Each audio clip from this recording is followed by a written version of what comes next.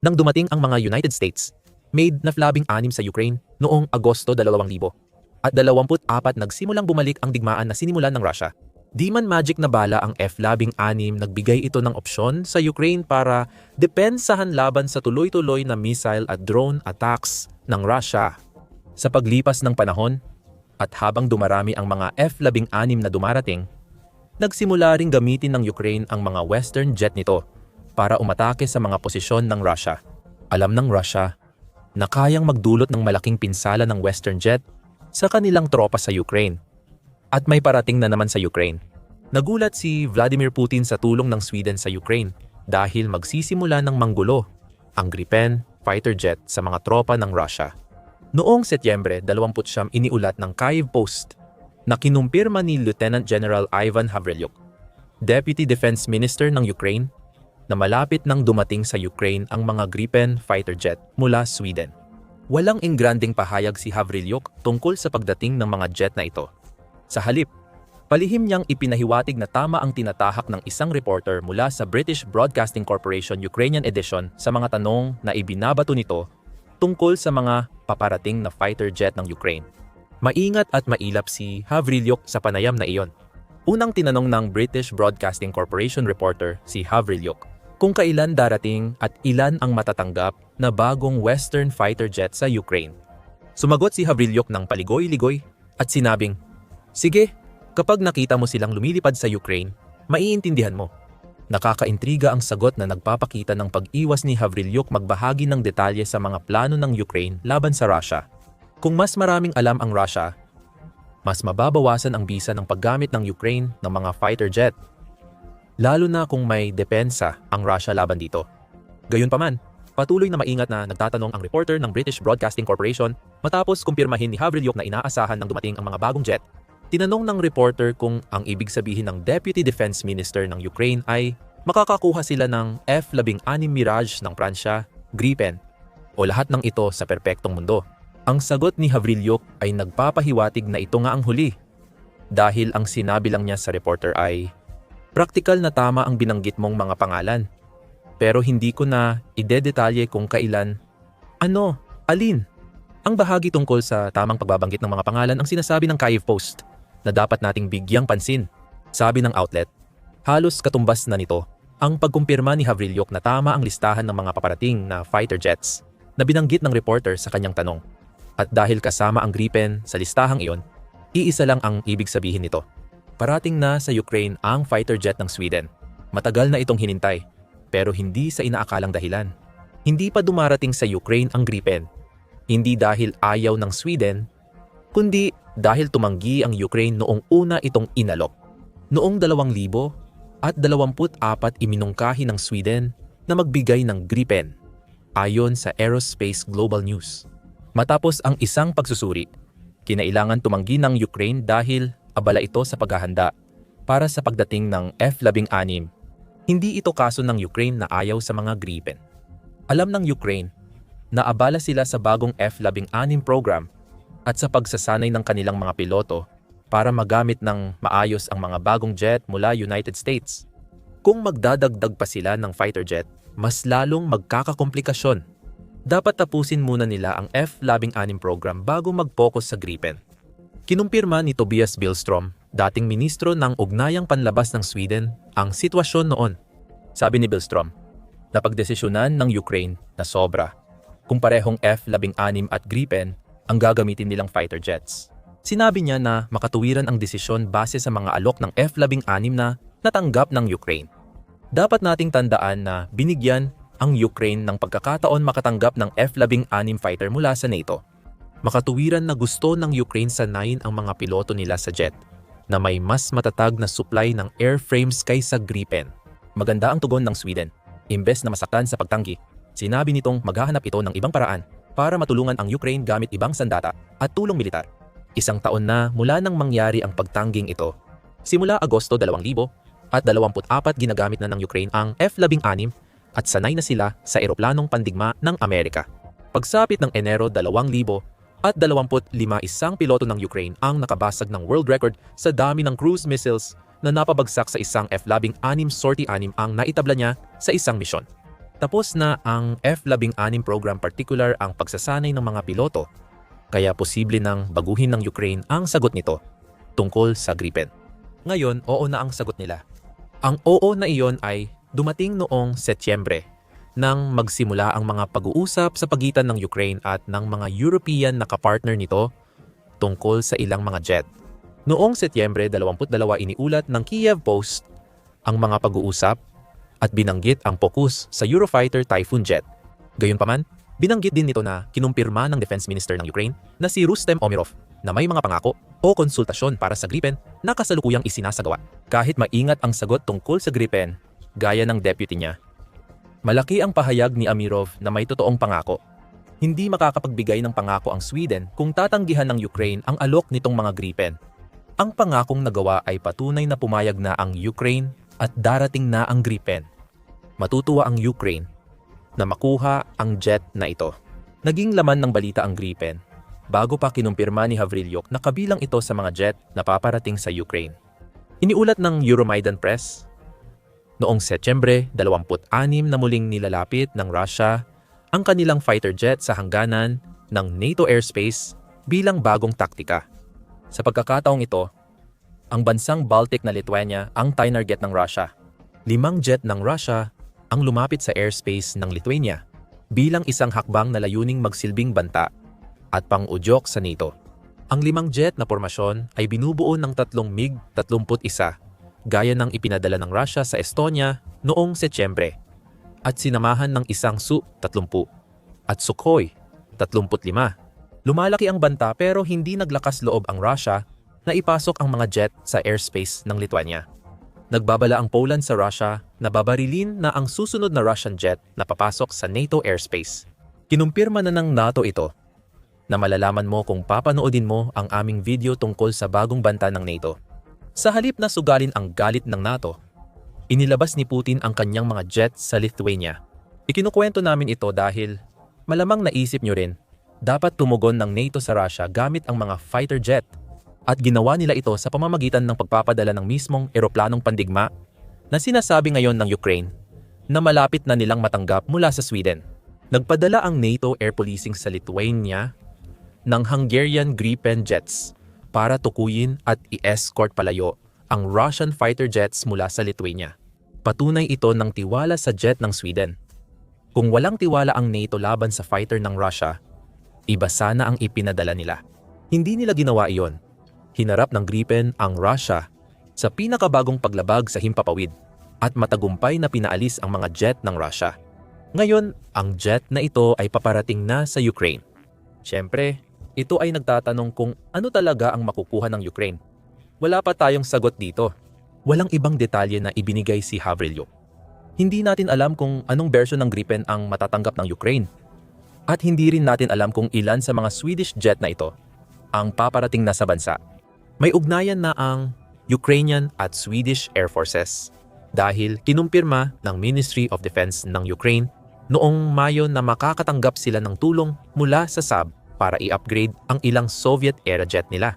Ang Saab ang gumawa ng Gripen, kaya malamang sinabayan ng sapat na pagtuturo tungkol sa kakayahan nito ang mga upgrade. Sino ang nakakaalam? Maaaring may bahagi na ng Gripen ang mga Soviet-era jet ng Ukraine dahil sa upgrade mula Saab. Kahit hindi natin alam ang sagot sa mga itinuturing na pinakamahalagang tanong sa paparating na Gripen ng Ukraine, masasabi nating isa ito sa pinakamahusay na jet ng Europa. Ibinibigay ng Army recognition ang mga pangunahing espesipikasyon na binabanggit na ang Gripen ay isang single-engine, multi-role fighter na particular na dinisenyo upang tugunan ang kasalukuyan at hinaharap na mga banta.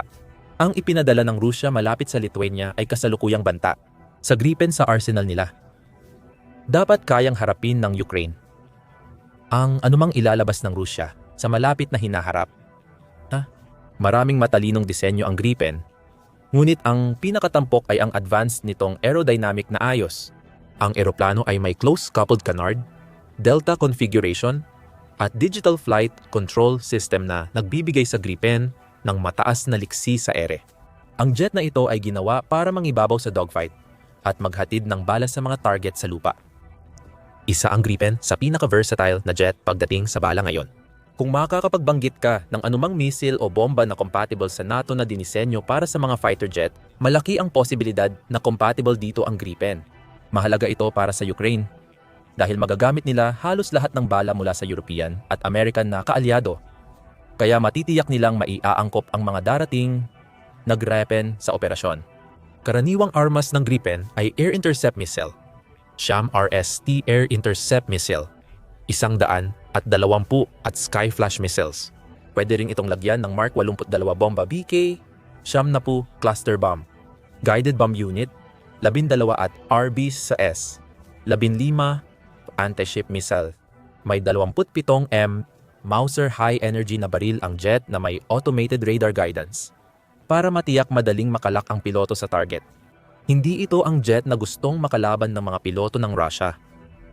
Bukod dito, abot ng Gripen ang 2,000 at 200 kilometro kada oras na bilis.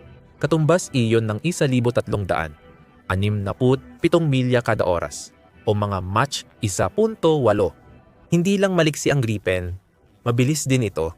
Ang jet ay may abot na 3,000 kilometro, 1,864 na milya, at may bersyong para sa isa o 2 tao. Hindi natin alam kung anong bersyon ang makukuha ng Ukraine kaya hindi tayo manghuhula. Nagbibigay ang Saab, gumagawa ng jet, ng mga kawili-wiling detalye sa online brochure ng produkto ng Gripen E, isa sa pinakamodernong jet. Tinawag nitong game changer ang Gripen E at dinisenyong kaya nitong talunin anumang kalaban. Sabi ng Saab, ang mga mas bagong version ng Gripen ay may kakayahan ng artificial intelligence na nagbago sa loob ng jet. Tumutulong ang artificial intelligence sa paggawa ng wide area display ng Saab para makita ng piloto ang impormasyong kailangan sa pagdedesisyon. Sa pamamagitan ng display na ito, maaaring pumili, maglunsad, at kahit gabayan ng piloto ang mga sandatang kanilang pinapaputok habang nakikipag-ugnayan sa iba pang miyembro ng kanilang unit. Ang Gripen ay ginawa rin upang labanan ang isa sa pinakamalalakas na sandata ng Rusya, ang electronic warfare. Ang Gripen ay gumagawa ng real-time na pagsusuri ng signal at pamamahala ng countermeasures, pati na rin ng malawakang electronic intelligence at pang-ongolekta ng signal upang talunin ang sinumang kalaban. Ayon kay Saab, sa praktika, ibig sabihin nito ay kayang lampasan ng Gripen ang karamihan sa mga tangka ng Rusya na guluhin ang mga sistema nito. Mayroon din itong mga electronic warfare na kagamitan na maaaring gamitin sa opensiba, na ayon kay Saab, nagbibigay daan sa Gripen na guluhin ang kakayahan ng kalaban na gumalaw. Mabilis din ang pag-refuel at pag-rearm. Ang disenyo ng Gripen ay nagpapahintulot na matapos ang dalawang ito sa loob ng wala pang 20 minuto. Sa digmaang umaasa ang Russia sa missile at drone, mahalaga para sa Ukraine ang eroplanong mabilis lumipad, magdepensa, mag-reload, at bumalik agad sa laban. Bukod dito, pwedeng maging iconic ang Gripen para sa Ukraine dahil sa isa pang dahilan. Halimbawa ito ng nagagawa ng bansa kapag kontrolado nito ang sariling paggawa. Nang konseptualisahin ng Sweden ang Gripen, may ilang iba pang mga plataporma sa himpapawid na maaaring bilhin. Kasama sa mga iyon ang F-16 at ang Mirage na gawa ng Pransya. Gayunpaman, ayaw ng Sweden na umasa sa ibang bansa pagdating sa pagpapatakbo ng sarili nitong eroplano.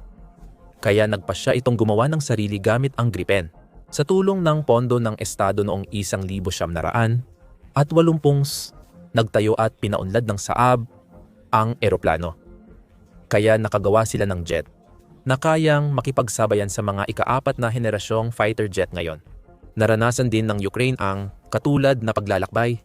Pinili nitong mag-develop ng sariling sandata lalo na matapos ang 2,025 dahil sa pabago-bagong suporta ng United States.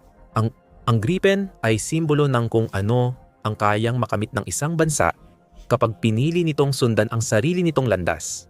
Ngayon, malaking yaman ito para sa Ukraine habang pinangangalagaan ang soberanya nito. At iyan ang magdadala sa atin sa tanong kung ano nga ba ang magagawa ng Ukraine gamit ang Gripen kapag dumating na ito. Alam na natin kung ano ang kayang gawin ng jet mula sa technical na pananaw. Pero paano nga ba ito gagamitin ng Ukraine sa laban kontra Russia? Ang daming impormasyong binibigay ng Gripen sa piloto ang sagot sa tanong na iyan. Binigyang diin ng analyst na si Wes O'Donnell ang talino ng bagong Gripen at iminungkahing kaya nitong maging F-35 killer ayon sa artikulo noong Marso 2025. Ang nagpapatingkad sa Gripen ay ang dami ng impormasyong na ibibigay nito kumpara sa ibang jet. Hindi na lang tungkol sa pinakamabilis na jet or pinakamaraming missile, kahit hindi rin naman pahuhuli ang Gripen doon. Ayon kay O'Donnell, ang panig na unang nakakakita ng labanan, mabilis magbahagi ng datos, at mabilis magdesisyon ang lamang. Ang oras ang kalamangan.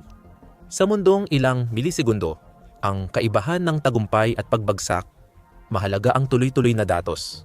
Dito pumapasok ang Gripen.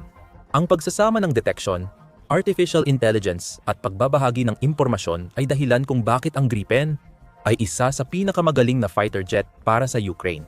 Mabilis at maliksi ang Gripen sa depensa. Kaya nitong iwasan ang drone at projectile habang sinisira ang mga missile na banta. Naibabahagi rin ito ang impormasyon sa ibang depensa ng Ukraine, kaya mas epektibo ang mga ito. Sa opensa, sapat ang liksi ng Gripen para makaiwas sa maraming uri ng mga missile ng depensa sa himpapawid. At dahil multi-role ito, kasing epektibo rin ito sa pag-atake sa mga target sa lupa gaya ng sa pakikipaglaban sa mga target sa ere. At kung sakaling magpasya ang Ukraine na makipagbakbakan sa mga jet ng Russia, magiging mahusay na pagpipilian ang Gripen para sa partikular na gawain na iyon. Bukod sa versatility, may isa pang mahalagang alok ang Gripen na kailangan ng Ukraine ngayon. Mura itong gamitin. Mas partikular, umaabot lang sa humigit kumulang $4,000 kada oras ng paglipad. Ayon sa ulat ng United 24, kalahati lang ito ng gastos sa pagpapatakbo ng F-16 kada oras, kaya malaking tipid para sa pananalapi ng Ukraine. Sabi ng Atlantic Council, parehong nakikipaglaban ang Ukraine at Russia sa digmaang ekonomiko bukod pa sa labanan sa lupa. Ayon sa Atlantic Council, umaabot sa $100 bilyon kada taon ang gastusin ng militar ng Ukraine na suportado ng kanluran, katumbas ng 50% ng gross domestic product, kung saan 30% ay mula sa budget ng Ukraine ngayong 2024. Gumastos ang Russia ng $170 bilyon noong taon na iyon, na 8% lang ng gross domestic product nito. Ang Responsible Statecraft ay nagsasabing mas malaki ang gastos ng Ukraine sa depensa kaysa kaya nitong suportahan, kaya't madilim ang tingin nila sa ekonomiya ng bansa. Ang Ukraine ay may taunang budget deficit na 22% na mas mataas kaysa sa gross domestic product nito mula nang simulan ni Putin ang kanyang pananakop. Sa 2025 magkakaroon ang Ukraine ng 41.5 bilyon na kakulangan sa budget dahil sa dagdag na gastos sa depensa. Hindi nalutas ng pagtaas ng buwis at tulong militar ang mga ito. Ayon sa ulat, kahit matapos agad ang digmaan, posibleng maubusan pa rin ng pera ang Ukraine pagdating ng 2026. Malaking panganib sa pananalapi ang kinakaharap ng Ukraine. Hindi namin sinasabing solusyon sa mga ito ang Gripen. Ang pagtitipid ng P-4,000 kada oras ng paglipad kumpara sa F-16 ay hindi kalakihan, pero may halaga pa rin. Kung makakatipid ang Ukraine sa ilang daang oras ng paglipad habang may digmaan, ang $4,000 na natitipid kada oras ay maaaring maging isang malaking halaga. Hindi man sapat mailigtas ang ekonomiya ng Ukraine, malaking tulong pa rin ang bawat tipid sa usaping pinansyal. Balik sa praktikalidad, mahalaga ang Gripen sa Ukraine dahil kaya nitong mag-take off at landing sa di-karaniwang lugar, gaya ng kalsadang sibilyan. Iniulat ng NATO na nagsanay ang kanilang mga piloto ng ganitong maniobra noong 2024 at tiyak na nais din ng Ukraine matutunan ito. Ang pagkakaroon ng jet na sapat ang versatility para hindi umasa sa airbase para sa takeoff or landing ay maaaring maging mahalaga sa pagprotekta sa Gripen laban sa mga airstrike ng Russia. Sa huli, mas maraming option ang Gripen para sa Ukraine. Ulit, ito ay tungkol sa versatility. Gaya ng nabanggit natin noong tinalakay ang iba't ibang loadout na pwedeng gamitin ng Ukraine sa Swedish jet na ito. Nagbibigay ang Gripen ng option sa Ukraine. Nasubok na ito sa labanan ng gamitin ng Thailand noong 2025 laban sa Cambodia. Kaya makakatiyak ang Ukraine na epektibo ito kontra Russia. Hindi man game changer ang Gripen, pero sapat ito para bigyan ng mas mahusay na air defense ang Ukraine at makapinsala ng husto sa mga tropa ni Putin. Maaaring gamitin ng Ukraine ang Gripen para depensahan ang Pokrovsk. Kung pipiliin iyon ng Ukraine, lalo pang madaragdagan ng Swedish jet ang mga problema ng mga nalulugmok na tropa ng Russia malapit sa lungsod. Bagsak ng bagsak ang mga sundalong Ruso sa Pokrovsk habang namamatay sila ng maramihan para sa halos walang kabuluhang pagkuha ng teritoryo. Alamin pa ang iba sa aming video at huwag kalimutang mag-subscribe sa The Military Show para sa mga karagdagang update tungkol sa mga pinakabagong eroplano na pumapasok sa arsenal ng Ukraine. At maraming salamat sa panunood.